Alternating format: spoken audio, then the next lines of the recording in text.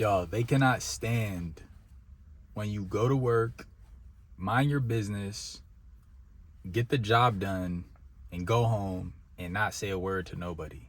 They hate it. They hate it. I remember I was at my last warehouse job, y'all, and this is exactly how I wanted to carry out my work. I was in a place in my life where I didn't need any friends. I didn't want any friends. And that's not to say that I was ever rude. That's not to say that I didn't give everyone the cordiality that I expected in return. But I wasn't going out of my way to make small talk. I wasn't going out of my way to gossip and backbite and crack jokes, you know, and kiss the behinds of the management. You know, I wasn't going out of my way to do any of these things. And I was despised for that. I was looked at as an outsider. I was looked at as an outcast. You know, I didn't get the cordiality that I gave out because I wouldn't go out of my way to chop it up. I didn't get the bare minimum respect, what it felt like. And you know, and I'm working this job and I'm like, dang, like what do I gotta do to just get treated just like everybody else? You know, what do I need to do to not get singled out for all the hard tasks at the job? I remember I was the only one who did not kiss this one lead's behind, y'all. And this lead would call me out specifically to get this one task done. It was a task that nobody liked to do in the warehouse for whatever reason. I mean, I know why. It was tedious. It was escorting trucks in, right? Nobody wanted to escort the trucks in because it required finding the key to the vehicle, which the vehicle keys were always lost. They were always, somebody's holding on to the key. Someone took the key home. They forgot. They don't know where the key is at. The vehicle is at the shop. The vehicle not working. X, Y, Z, this, that, and the third. It was always a hassle with the vehicles. And then we had to fill out paperwork. You know, we had to fill out our name, first, last, date of birth, all our ID numbers. Then we had to fill out the car details, right? You know, by a miracle, if we got a car, right? By a miracle, you know, once we found the car, we had to write all the car details on the paper. And then we had to go outside, find the truck, right? Find the truck. And this was one of the trickiest parts because the truck would be calling the lead and the lead would be telling us where the truck is. And it would be like a game of telephone where, like, you know, the truck told the lead one thing, the lead heard something, he told he told me something else. I'm outside, I'm looking, I'm driving in my car, I'm looking, he's not there. Now I gotta call the lead gotta call the truck, and it was just a whole big headache, y'all. It was just a whole big ordeal every single time we had to bring a truck in. And then, you know, finally, again, by another miracle, we find the truck. Now we gotta go to the security gate. We gotta hand in the paperwork. We gotta go back to our car, sit in our car, wait to get cleared. Security gotta come out, check the vehicles. And it was this whole tedious thing that no one in the warehouse wanted to do, man. And whenever anyone got word of an escort, that's what we used to call it, an escort, people would just disappear like roaches. Oh, this one gotta do that. Oh, he gotta use the bathroom. So-and-so, you know, who knows where so-and-so went. So-and-so was on break, right? Like how are three people on break at the same time? It's only 5 of us in here working. Like, make it make sense, man. And then it's like, And then it's like, it really didn't even matter who scattered where, because this one lead would just always come to me for this same task. It don't matter what I was doing. He would just come to me every time. And I was the only one who did not chop it up and like laugh and, you know, laugh at his bad jokes and like gossip with him. I was the only one who did not engage in none of that behavior. And I was getting, it felt like I was getting singled out for that very reason. To the point where, like, man, it's just a respect and comfortability thing. It's just a respect and comfortability thing. Like, you know, for whatever reason, this lead was comfortable to continuously call me out, because I was the only one who showed up to work. I stayed to myself. I got my, you know, I did my duties. I wasn't rude. I wasn't disrespectful. But I just wanted to do my work. Boom, bop, bam. Get my work done. Put in my 8 hours and go home. And you know, go home. That's it. Pay my bills. Buy groceries. Kick it with my friends, play sports, play handball, and that's it, man. I didn't want any part of the drama, the high school politics, the you know, who likes who and who, you know, who's, you know, talking behind who's back. Like, come on, like, we all grown men. We are all grown men. Some of these people, you know, 40, 50, 60 years old, like, we really still gossiping? At 60 years old, we still engaging in gossip? Like, I've been off the gossip. Long time ago. I've been got off the gossip. Like, that's not it, man. That just wasn't it. And it's like,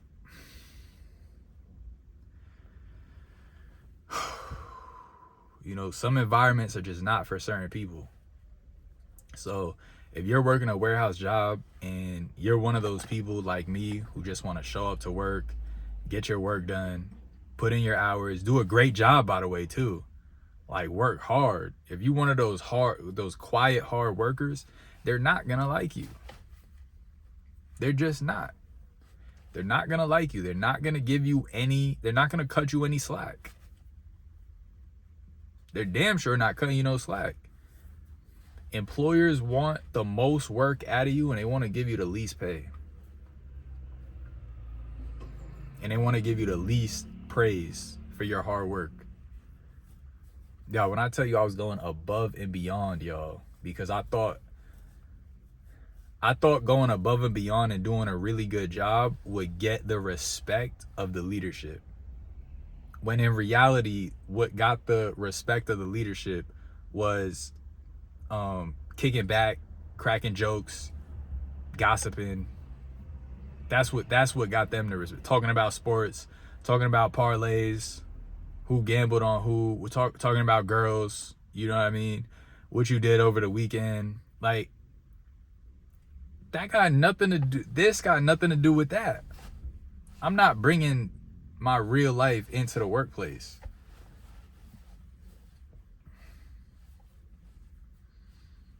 And it's like, I had to realize, like, a lot of these bosses, a lot of this management is like, they're like kids mentally.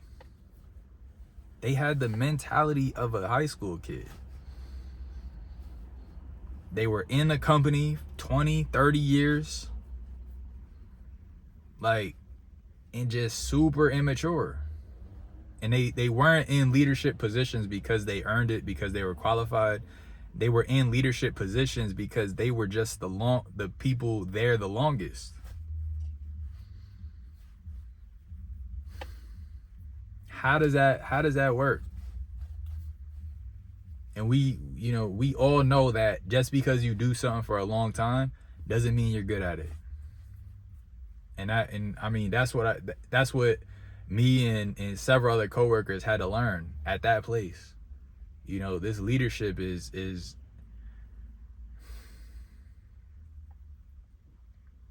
rough. It's rough. Like, and you would think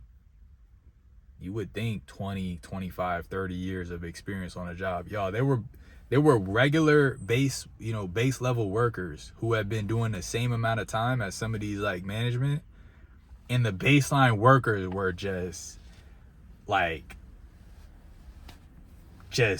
levels better in everything, in leading the team, and knowledge of the work, and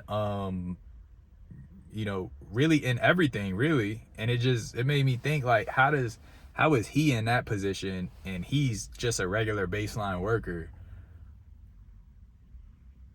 and the the baseline worker knows literally everything. Like, the lead is going to him, like, for his duties. Like, how did that work? But y'all, I say that to say, y'all, again, if y'all are just one of those hardworking people who, you feel like a black sheep at your job because you don't engage in the politics, and you don't engage in the antics, and you don't engage in the high school musical drama, you know what I'm saying? I feel for you, Be patient and know that you're not alone, because I went through that. I know many,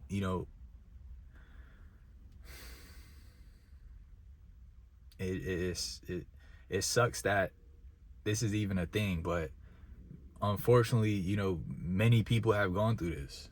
You're not alone. Many people have gone through this. It's not new. It's happened before, and it's gonna happen again. And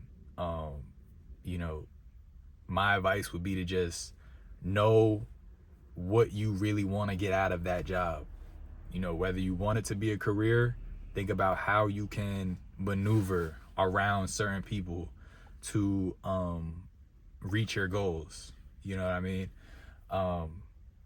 And if you're looking at your 9 to 5 like a stepping stone, or if you're looking at it like something consistent while you work on a side hustle, or you work on a small business, whatever have you, investing, whatever have you, then just clearly identify it. And that way you don't have such a reaction when you get that treatment. You're not surprised, right? I was surprised by it because I wasn't used to that. It was new to me. I'm like, this is weird. I'm getting single. I'm working just as hard, if not harder, than everybody else, but I'm getting singled out for all the hardest tasks. Meanwhile, buddy over there is sneaking off every 15 minutes to take naps. But he cracks jokes with the leads. He cracks jokes. He gossips, this, that, and the third, and nothing gets brought up to him. Y'all, we had a dude get an award for most improved coworker, and he got like a little statue. And y'all, this dude used to sleep on the job every day, y'all. Every day.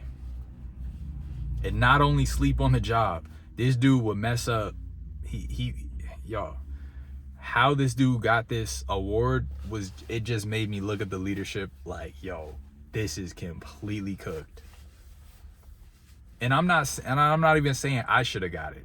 That's not what I'm saying. But they gave it to the serial sleeper on the job. Like, what? I was shocked. I was absolutely shocked. And that's why, and the thing is, when management gives, praise to people like that, it makes you lose, their words lose value. Because you're like, that don't even mean anything at that point. So, again, I'm glad that I'm not in that type of environment anymore. I got gas. Drinking this soda. Orange cream. But yeah, guys, I'm glad I'm not in that position anymore.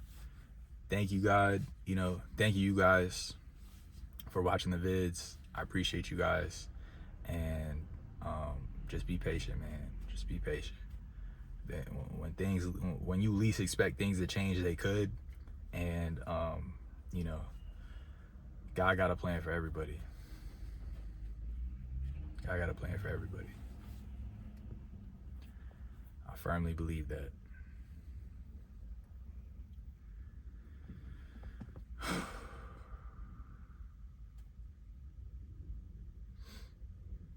See y'all in the next video.